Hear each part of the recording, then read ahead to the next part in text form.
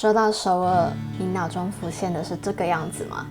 这里是能俯瞰首尔市区的北汉山国立公园，山里藏着大大小小的登山径，也有首尔的最高峰白云台。在北汉山，你能望着城市，却也能隔绝城市的嘈杂，可以说是首尔人的后花园。不只是登山圣地，对攀岩者来说也是天堂之一。在这不到1小时就能抵达的后花园里，这里有着清澈的溪流、巨大的花岗岩，还有严峻的山峰。更特别的是，11月的红枫会把整座山头染成最温暖的颜色。而离不开山的我们，这次来首尔有一半时间都献给了登山，甚至还拉了在韩国的朋友一起。我们总共去了2个步道，一条是东边的白云台路线，一条是西边被称为恐龙山脊的异象山脊。这2条路线都只需要搭地铁或公车就可以抵达到登山口，有点像是在香港登山，但地形地貌却完全不同。今天要去北汉山喽！我们抵达首尔不到24小时，就在前往白云台的路上了。白云台是首尔的最高峰，海拔836公尺，也是最热门、最多旅客会去的经典路线。搭地铁到牛耳站，下车后步行10分钟就能抵达登山旅游中心。别小看这里，它可以租借所有的登山装备，就算你原本没有打算要登山，来这里租一套，流程简单，装备齐全，价格也很合理。工作人员甚至会用中英日文来帮忙介绍。好了，所以如果要把这一走完，不知道花多久。所以你一個禮拜，真的。其實突然想要來首爾登山，就可能逛街逛到已經不知道逛什麼了，就可以來登山。離開旅遊中心後，可以選擇搭計程車，或是走半小時到登山口。抵達登山口後，大概走2.2公里就能到達白雲台。下山除了可以原路折返，也可以從白雲台的另一邊繞回到登山口，完成一個 O 型的路線，而這也是我們走的方式。起步後，一開始都是石階居多，步道兩旁也被楓樹覆蓋，陽光偶爾再從楓葉的縫隙間灑下。在走到第一個岔路後，眼前會先出現的是仁壽峰。我很喜歡這座山峰，當時站在山腳下仰望它，即使周圍有許多人，心也莫名安靜了下來。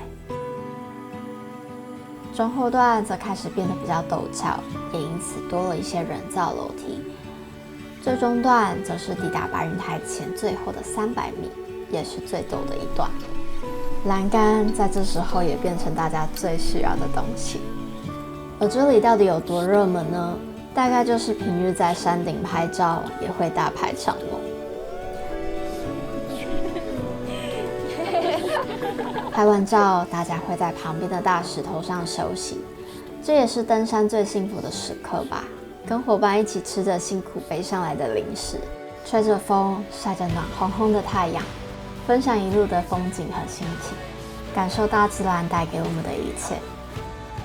從山裡離開後，預計2.3公里就可以到登山口。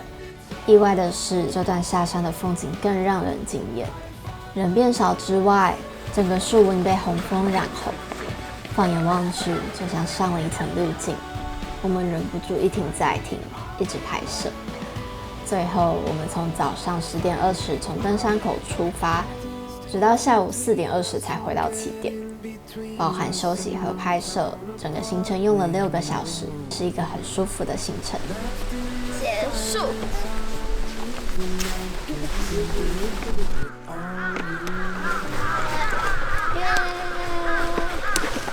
韓國一日登山。完成了白雲台的路線後，隔天當了1天的城市人。再隔1天，又再度踏上了山徑。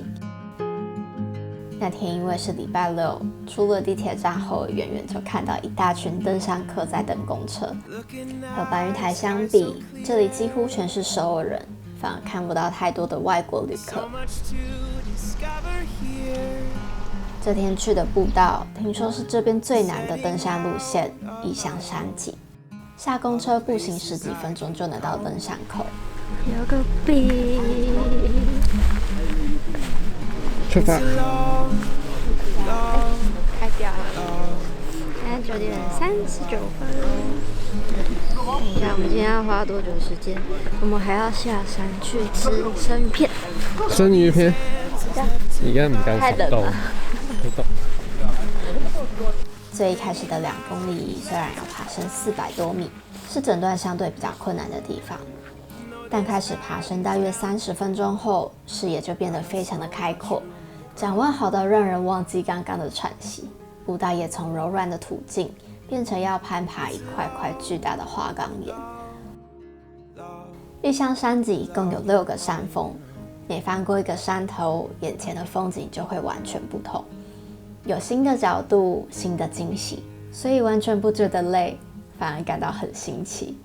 毕竟在台湾或香港很少看到这样的景观，山头是白的、崎岖的，山谷则是一层层的秋天渐层，从一转红的枫叶到橘色、黄色、绿色，再搭配蓝天白云，还有空中盘旋的乌鸦。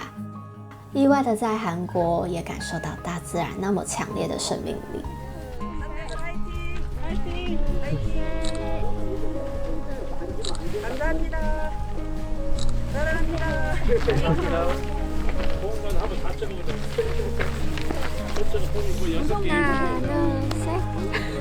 从对面的顶下来，又再上来，现在要去到下一个叫龙出峰。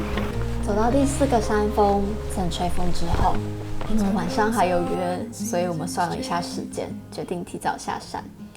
这一路我们都是用 Nevermap 导航，虽然不是登山专用的 App， 但北汉山的路线都标示得蛮清楚，所以出发前我们就先把这条后备路线看好，确保下山可以更顺利。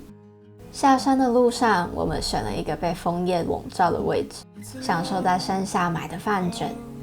这饭卷虽然蛮有重量的，但在山上吃到它，也算是蛮入境随俗的一件事吧。步道切回到白云洞溪谷后，人开始变多，也看到更多文明的建设。最后花了5小时20分钟，我们完成了8公里，爬升720米的路线，顺利完成我们这次来韩国的目的。其实来首尔登山的整体印象有点超乎想象，虽然枫叶还没有完全转红，但现在这样渐层的秋天颜色反而更漂亮、更梦幻。出国登山就是这样，在已排定的日子里，很难预计当时的气候会有什么转变，但也因为这样有了更多的惊喜，更多不一样的感受。谢谢首尔有这么方便抵达的北汉山，让喜欢户外的我们可以在国外和城市的山径间穿梭，体验这边的登山文化，也能逛一下这边的户外品牌。希望看到这影片的你们，也能感受到这么不一样的韩国。It's